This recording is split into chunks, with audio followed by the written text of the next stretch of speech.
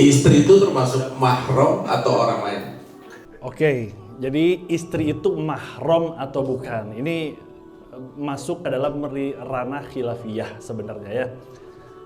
Jadi begini, kalau kita mayoritas di Indonesia ini memang bermadzhabkan Imam Syafi'i, ya. Dalam Al-Quran dikatakan hurrimat alaikum ummahatukum wa banatukum wa akhwatukum wa ammatukum wa khalatukum wa banatul akh wa banatul ukhut. Ada 7 yang dikatakan mahram. Selain ini bukan mahram. Jadi kalau kita tahu ini mahram saya atau bukan, maka kita harus tahu apa itu mahram. Mahram itu yang pertama kata Al-Quran hurrimat alaikum ummahatukum. Ibu terus ke atas. Ibunya ibu kita, ibunya nenek kita, ibunya dan seterusnya sampai Siti Hawa itu mahram kita. Jadi kalau ada Siti Hawa kita ketemu nggak batal wudu. Karena sampai kapanpun, sampai botak sariawan kita nggak akan bisa nikah sama Siti Hawa. Kenapa? Karena ummahat, ibu kita. Ya. Kemudian siapa lagi? Wa banatukum. Kemudian anak. Jadi kalau yang cewek-cewek tinggal di kias dibalik aja ya, berarti ayah ya. Jadi kalau setelah ibu kemudian wabanatukum, anak perempuan terus ke bawah. Anak perempuan ya, cucu perempuan ya, anaknya cucu perempuan kita dan seterusnya itu yang sampai ketemu Imam Mahdi itu semuanya mahram kita. Kemudian siapa lagi? Yang ketiga adalah wa akhwatukum, saudari kita. Berarti kalau cewek saudara-saudara adik kakaknya itu mahram semua. Karena nggak ada pernikahan adik kakak. Ya, kecuali adik kakaan. Ya, pertamanya adik kakak, adik-adikan. Nah, itu ada nikah. Kemudian siapa lagi? Wa ammatukum. Siapa itu ammatukum? Yaitu bibi dari keluarga ayah. Bahasa Arabnya ammah. Ya, tante. Kemudian wa khalatukum, bibi dari keluarga ibu. Namanya khalah. Kemudian siapa lagi? Wabanatul akh, anak perempuan dari saudara kita, ya. Misalkan ya lain sepupu, ya, adik kakak sama Ustadz Abu Fida misalkan anak. Nah anaknya Ustadz Abu Fida misalkan anak adik kakak. Nah anak beliau berarti mahram anak. Nah ponakan. Kemudian siapa lagi? Wabanatul ukhud, anak perempuan dari saudari kita. Misalkan Ustadz Abu Fida punya adik perempuan, adiknya punya anak perempuan. Nah itu termasuk mahram kita. Nah ini mahram bin nasab namanya. Berarti ada lagi mahram bil musaharah. Artinya mahram karena sebab kita menikah.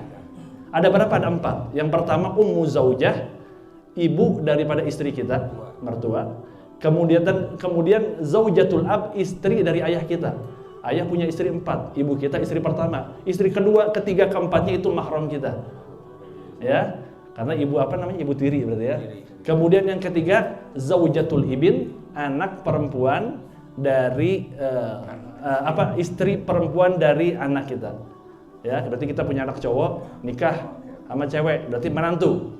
Dan yang terakhir adalah bintu zaujah, anak perempuan dari istri kita. Nikah sama janda yang tadi tuh. Ya, janda. Nah, jandanya punya bonus, harim 1, cewek 1. Maka itu mahram kita. Artinya di sini istri masuk nggak? Enggak. Kenapa istri bisa menikah sama kita? Karena dia bukan siapa-siapa kita. Paham kira-kira di sini?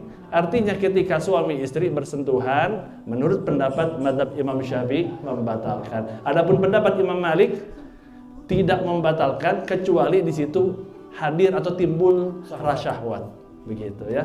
Wallahu a'lam bishawab. Mudah-mudahan tercerahkan.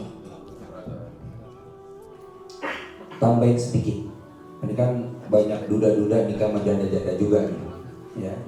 Pada saat seorang, misalnya anak nih, ya nikah sama istri bawa anak bawa anak, ya.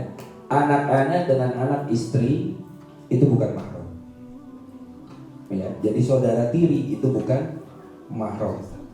Ini mesti clear, ya. Jangan sampai clear. Jadi saudara tiri itu bukan mahram. Ya, Romi misalnya 5 punya anak, dari yang sebelumnya bisa. Ya yang paling gampang inilah. Ya, ada punya anak, istri punya anak masing-masing. Nah, anak kita itu tidak mahram.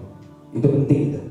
Perlu digaris bawah juga. Jangan wah mentang-mentang ini anak sama anak kok nggak apa-apa nih, nggak apa-apa. Sepupu nggak apa-apa. Nah, itu bahaya. Ya, sepupu bukan mahram. Naik video sepupu bukan mahram. Tiba-tiba ada komentar Wahabi. Itu Indonesia tuh. Dan jidatnya nitik 2 itu Wahabi. Besok aku bikin 6 balap 6. Ya, ini karena nggak paham ilmu. Kita perlu paham. Baik, ada lagi yang lain silakan.